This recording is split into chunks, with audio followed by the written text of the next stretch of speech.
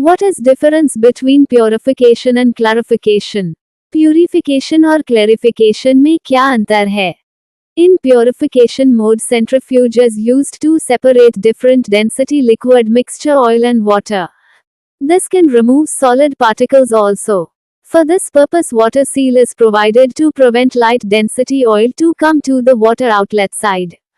Heavier solid particles separate are collected at the outer surface of the bowl, which can be cleaned regularly. In clarification mode, only solid particles are removed.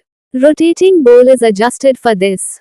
Removed sludge from the oil is collected at the outer periphery of the bowl, which is cleaned regularly. Scaling water is not required in this mode of operation.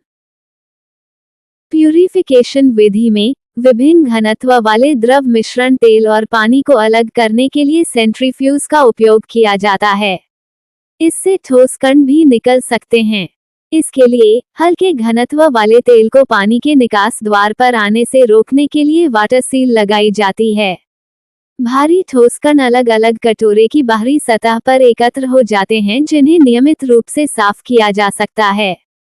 Clarification विधि में केवल ठोस कण ही निकाले जाते हैं। इसके लिए घूर्णन कटोरे को समायोजित किया जाता है। तेल से निकाले गए कीचड़। Why is overspeed of steam turbine so dangerous? भाप टरबाइन की अधिक गति इतनी खतरनाक क्यों है?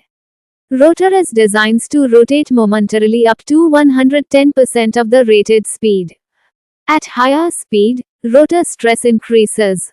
Due to high centrifugal force, the blades which are fixed to the rotor may come out due to the failure of blade root and cause severe accident and damage to the turbine. Rotor को निर्धारित गति के 110% तक क्षणिक घूर्णन के लिए design किया गया है। अधिक गति पर रोटर का प्रतिबल बढ़ जाता है। उच्च अपकेंद्रीय बल के कारण रोटर से जुड़े ब्लेड रूट की विफलता के कारण बाहर आ सकते हैं और गंभीर दुर्घटना का कारण बन सकते हैं तथा टरबाइन को नुकसान पहुंचा सकते हैं।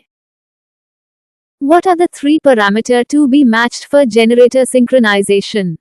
जनरेटर सिंक्रोनाइजेशन के लिए मिलान किए जाने वाले 3 पैरामीटर क्या हैं? For generator synchronization, 3 parameters are required to be matched with the existing power source or bus. Phase sequence, voltage, frequency.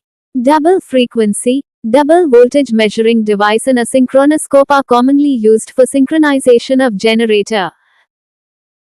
Generator synchronisation के लिए 3 पैरामीटरों का मौजूदा पावर स्रोत या बस के साथ मिलान करना आवश्यक है। कला अनुक्रम, वोल्टेज, आवृत्ति। जनरेटर के सिंक्रोनाइजेशन के लिए आमतौर पर दोहरी आवृत्ति, दोहरी वोल्टेज मापने वाले उपकरण और सिंक्रोनोस्कोप का उपयोग किया जाता है। What are R and pi values of a generator? एक जनरेटर के R और पाई मान क्या हैं? Life of generator depends upon the strength of insulation is required to be dried out. Insulation resistance R value of both stator and rotor windings are measured with the help of Mega polarization index. Pi test of the generator winding is carried out to measure the absorption of current due to polarization of insulation.